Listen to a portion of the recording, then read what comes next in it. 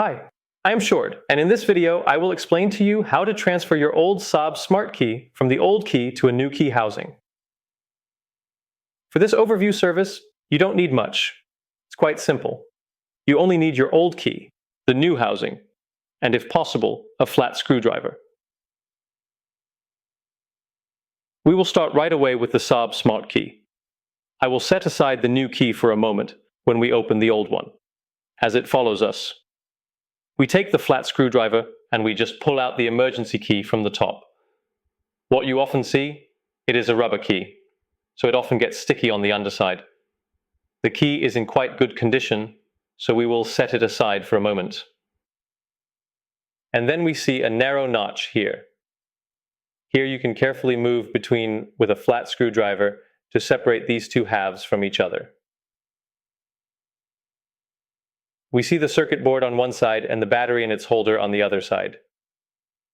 First, I remove the battery from the smart key and then carefully take the circuit board out of the casing.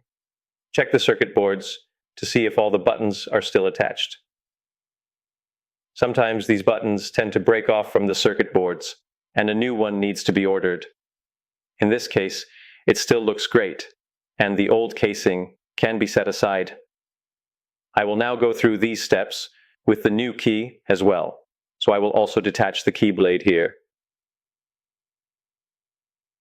Then I open this casing and the battery, provided it is still in good condition, can be placed back in the same spot. The circuit board can then be placed in the housing with the buttons facing down, and these two halves can be placed on top of each other. Keep in mind, on the circuit board side, a small battery holder protrudes upwards here. It is important that this falls into the compartment next to the battery holder you see here. Make sure that this is not pressed flat when closing the housing, but that it eventually makes good contact with the battery.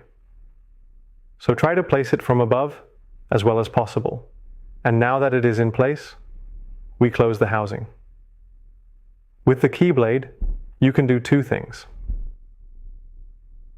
The very first thing you can do is, of course, place the original key blade in it and it is complete. But the key blade that I have here in front of me now, it is a rubber that is quite crumbling. It is a somewhat older key.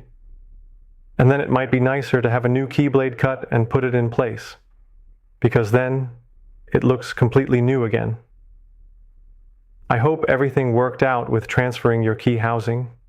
If you didn't quite manage, please let us know.